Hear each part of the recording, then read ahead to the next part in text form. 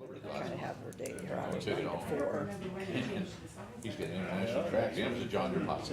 He couldn't make it work. He adjusted every. Oh, really?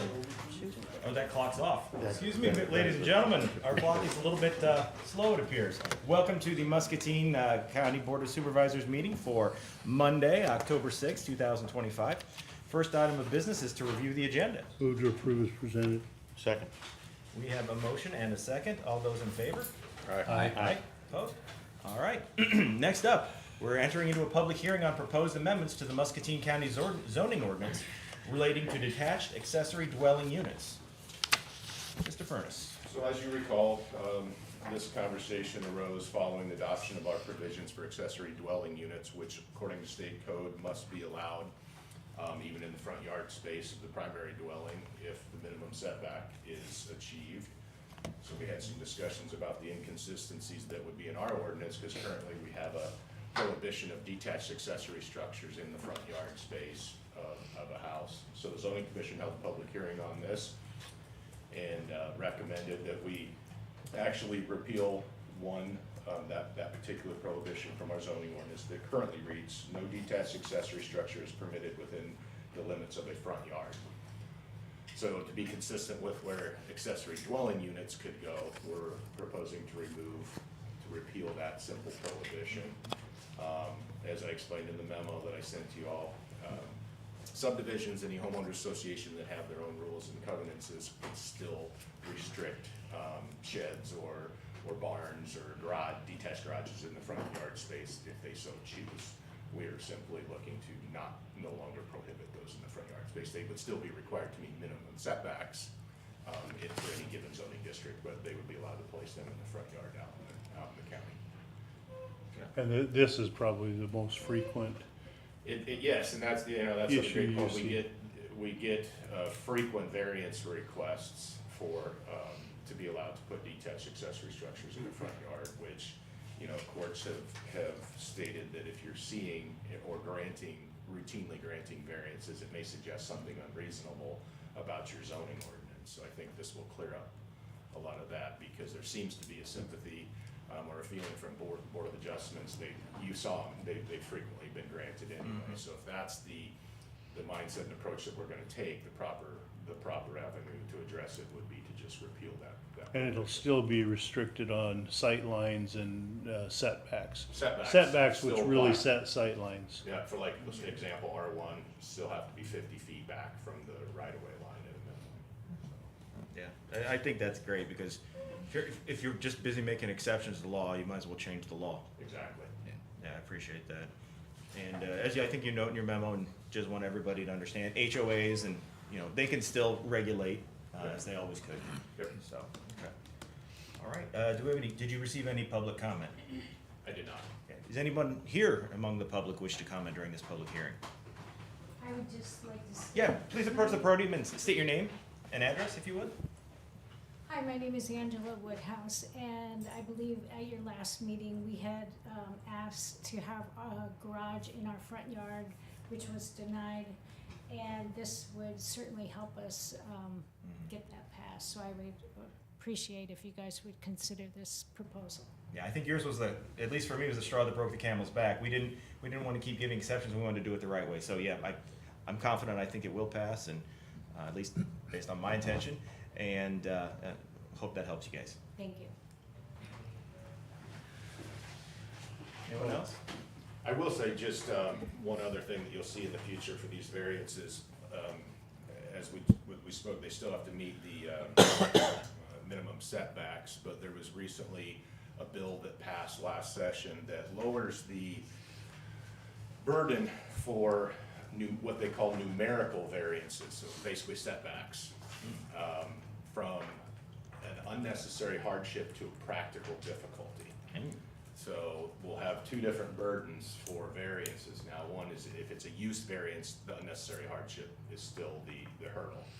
But for things like setbacks, height requirements, it's now practical difficulty. So if it's an all or nothing thing, it's still the undue hardship, but if it's just a question of quantity. Correct.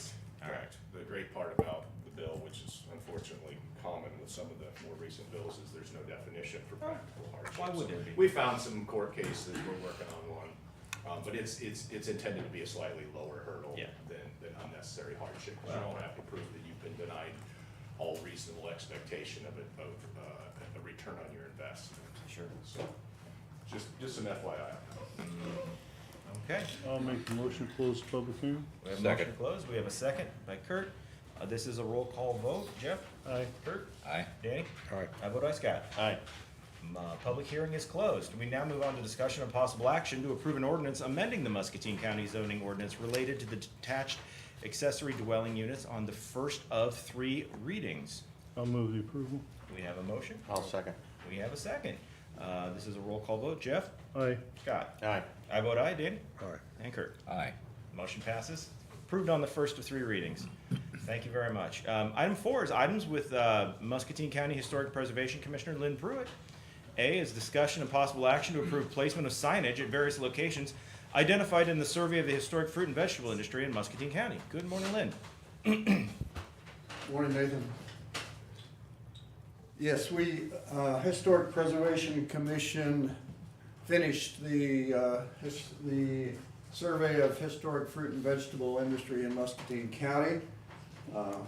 Chris Briggs, our chair, is here with me today, and we're pretty happy with this. Got some nice colored pictures, so this will be is being uploaded by our friends group to be published, so it'll be available for purchase within the next, say, month.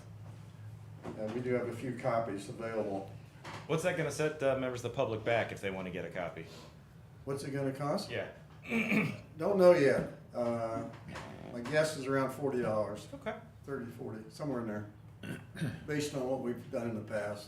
Cool. Of course, prices keep going up. That they do. So in regard to that, we've identified several historic features that are still available, still recognizable. Some that are gonna just designate what used to be there and it's now in the past. We wanna put up some signage to recognize this. So we're planning on 24-inch square signs similar to what we did for the country schools and churches. And we have 20 of these identified. We just are asking permission from the Board of Supervisors to go ahead with this and to purchase those signs and to install them properly. Brian, I assume there's no problem with any of the signage? Or No, never we is? probably wanna review anything, that potentially could cause some sight distance issues. Yeah, we did that on the previous ones we did for transportation. We have a few more of those I'll probably be coming by in the next few weeks to talk about. 'Cause we did 26 of the transportation signs. We have about that many more that we want to do. So I think it's being well accepted by the county. Very good. I would just like to point out from the previous situation with the schools and so on, to just make sure that you get proper permissions on setting these signs. I had several calls in regards to the not being set far enough off of the driveways to some field entrances and that. And so when you got wide machinery, mainly combines, the guys had to reset them. So just be mindful of that, I think, when you're setting these signs, and so we don't have that issue on any driveway situations. You get permissions. I will move the approval. I'll second. We have a motion and a second. Is there any further discussion? If not, all those in favor, please say aye. Aye. Opposed? Motion passes. Anything else, Lynn? No, I don't think so. We keep busy. Yeah. And a lot going on. Chris, do you have anything?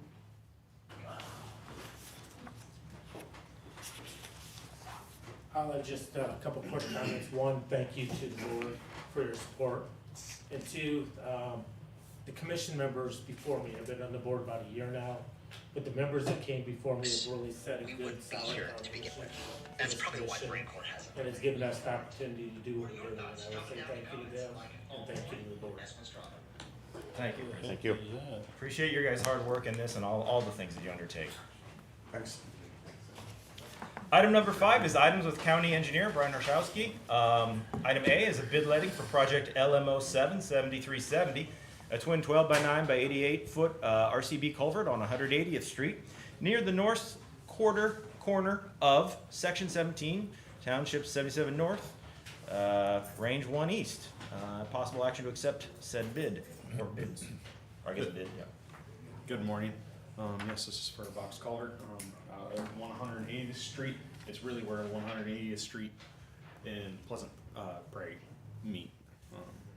So we have 4 bids today. We'll open them in the order that they were received. Just a reminder, bid items govern. So what we're going to read today is the as-read totals. After that, we'll crunch the math, make sure everything looks right. And then it'll probably be most likely next Monday that we'll award. So first up, Can I ask you a question real quick? Is that at the almost a 90-degree corner right there? Yep. East of the Stone Church? Yes. Yeah, okay. I thought that's exactly what that was. First up is Irrig Works LLC of Long Grove, Iowa. Did I say that correctly? Yep. Irrig.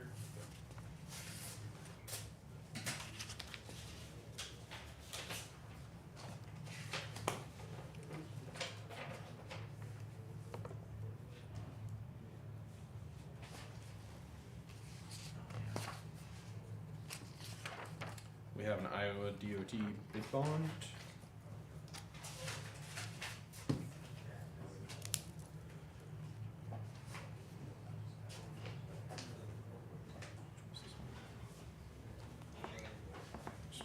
Smarter than the envelope, dude.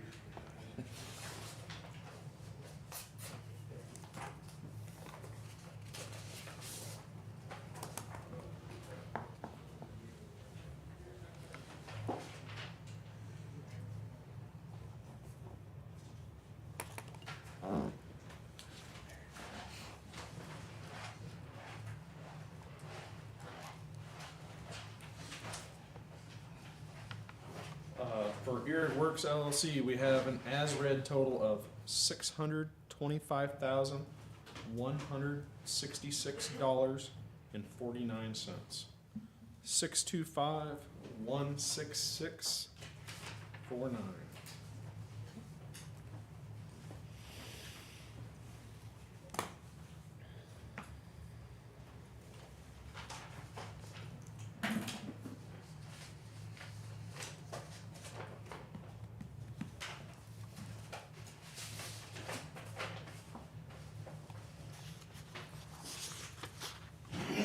Next up, we have Iowa Bridge and Culvert LC of Washington, Iowa.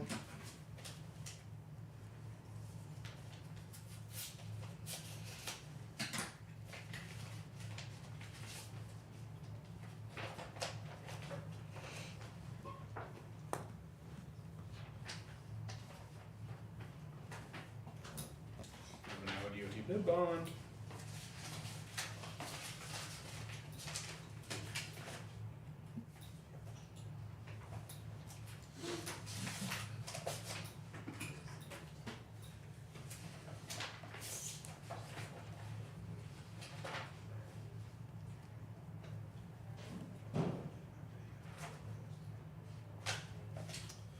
For Iowa Bridge and Culvert, we have an as-read bid of $448,411.80.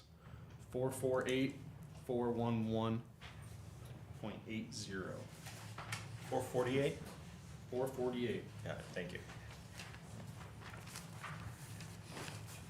It's like years.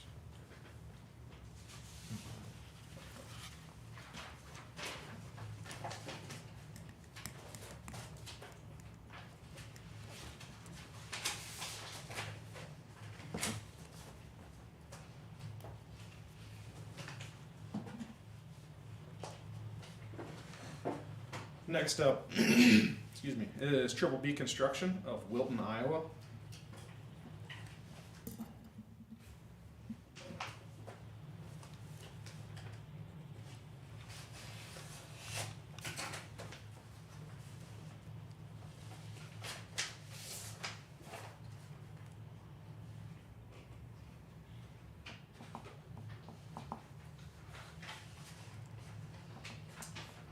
bid bond. AIA bid bond.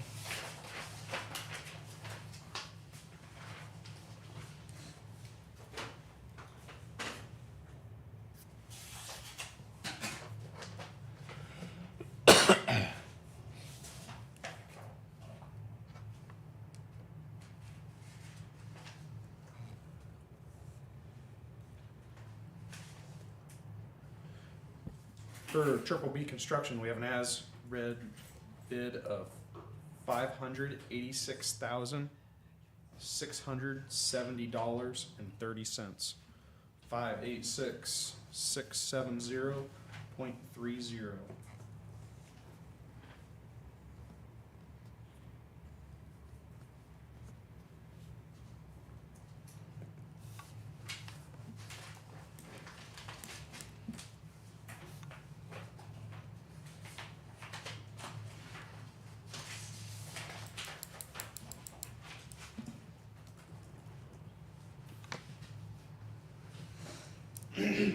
Next up and last is Boomerang Corp. of Anamosa, Iowa.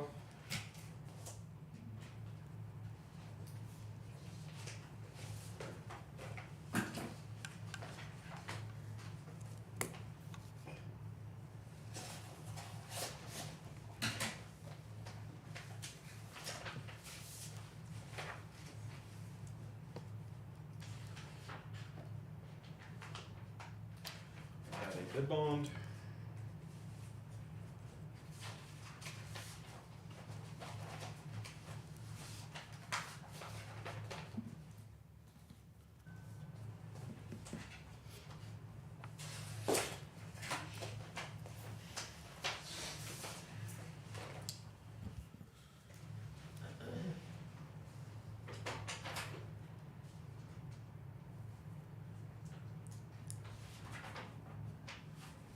For Boomerang Corp., we have an as-read bid of $662,207.44.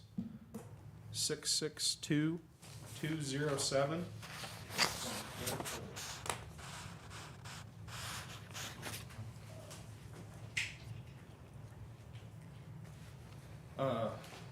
That's it for bids. So it looks like the as-read low is Iowa Bridge and Culvert at $448,411.80.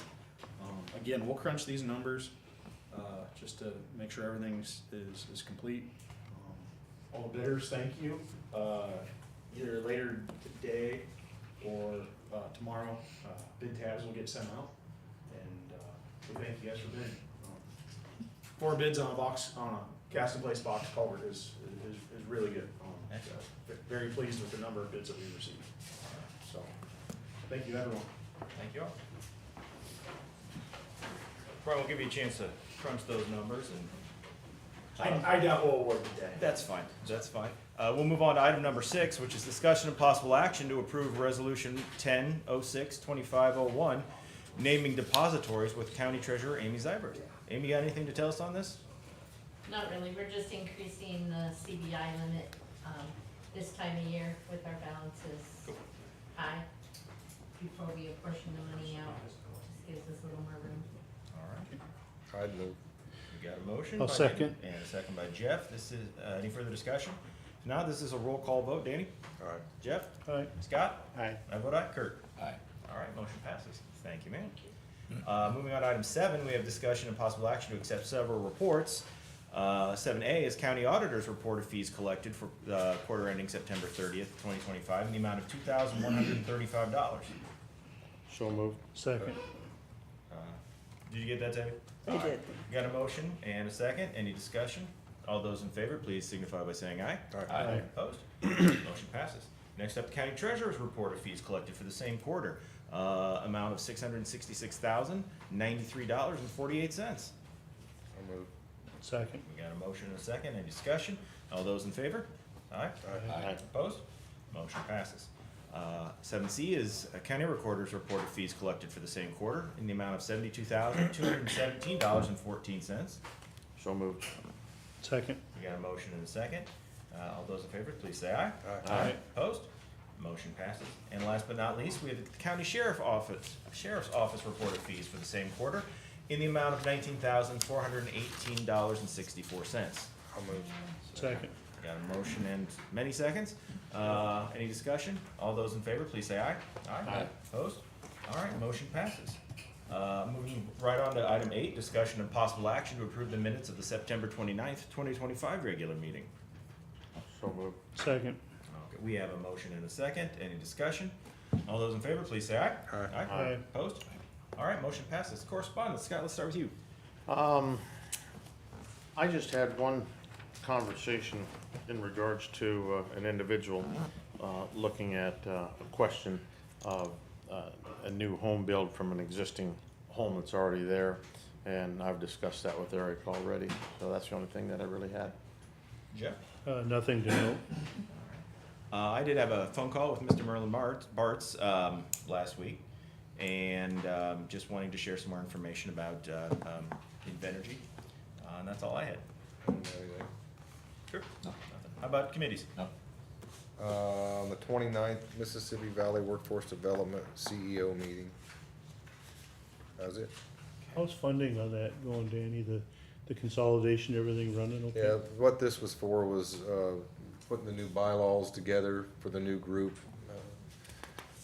nominating officials, and so this is the beginning steps of making that transition happen. But everything's Everything's moving along fine. good, good. I did not have anything. I will note there was a celebration of life for our former administrator, Nancy Schreiber. I unfortunately wasn't able to attend, but I understand it was well attended and a very nice event by those who did go. Jeff? Nothing to note. And I had no committees. Okay, moving right along then. Item 11, items with the administration office. A is discussion of possible action to approve resolution 1006-2502, transferring funds from general basic fund to the secondary roads fund. Move the approval. Okay, we have a motion. Second. Got a second? Any discussion? If not, this is a roll call vote. Jeff? Aye. Danny? Aye. Kurt? Aye. I vote aye, and Scott? Aye. Motion passes. B is discussion and possible action to approve resolution 1006-2503, transferring funds from the rural services fund to the secondary roads fund. So moved. Got a motion? Second. And a second. This is a roll call. So Scott? Aye. Jeff? Aye. I vote aye. Danny? Aye. And Kurt? Aye. Motion passes. Next up is discussion of possible action authorizing the chair to sign a memo declining participation in an amended 28E agreement for the Eastern Iowa Disability Alliance. So just to clarify the way this is phrased, if you vote yes, we're voting no. That's correct. So I think it was in all your packets, and the disability access point is something mandated by the state. When the East Central region had applied to be the ASO, which they were not ultimately not selected, they also applied to be a disability service access point. So they put a plan in place. I don't see any value in Muscatine County participating in that. It basically says you could have a seat on their board, but there's really no power of that board. All the activities are governed by the state, In reaching out with Jessica, she indicated that they're really not here that much, and she's been really referring all local clients to Robert Young Center in lieu of the disability service access point. So I think we'll be, now they have asked other counties, and I think Jessica said they'd asked her if we would provide office space for staff if they came down for whatever time, and I think that's a bridge we can cross when we get there. I think Jessica said, hey, if you have somebody who wants to come in and work in Muscatine County, we'll be glad to find you an office space you can work out of, but we haven't seen that significantly yet. I know I talked with Clinton County, and they said they're getting somebody for about 4 hours a week, and in this, when you're talking about people in need, 4 hours a week really isn't gonna cut it. You need somebody in the community all the time, so you can get them to somebody quickly. And I think we have Robert Young Center here and helping us, and I think that's a good solution, so. Makes sense to me. So I will move the approval. You would wanna vote yes on this, cause this is a memo Right. declining it. Vote yes to decline. Correct. So he has moved the approval of the declining. Do we have a second? I'll second. All right, do we have any further discussion? So, all those in favor of declining participation, please say aye. Aye. Opposed? Motion passes, we will decline participation. Anything else, Kayla? I did wanna mention that the county assessor has sent out a note that commercial properties will be receiving a letter this week. She was unable to attend this meeting, so she will be at next meeting to discuss that further That was a 12% equalization order, is that right? on commercial properties. Yeah, and she did, looks like she did say that she tried to appeal it, but was not successful. Correct. Gotcha. What was it before? What was it last? I mean, it's 12% now, is it go up? How much? The 12% will be applied to the next tax season, of course. I'm sorry, I don't have We'll that. have to get it from I Nancy. don't on have that. that I percentage thought for we this just year. had an equalization order last year on that as well, didn't we? It's every other year, 2 so it's years been ago. 2 years. Yeah. Time goes quick. And it's on commercial, On commercial. just to make sure Commercial. everybody understands that. It's just on Residents, commercial. yeah, residents will get a postcard, it'll also be published in both papers. Awesome. Okay, anything else, Gail? That's all. All right, item 12 is to receive information from county employees. Anybody wishing to address the board? All right, 13, receive comments from the public. Seeing none, unless anybody has any burning issues we need to deal with, we are adjourned.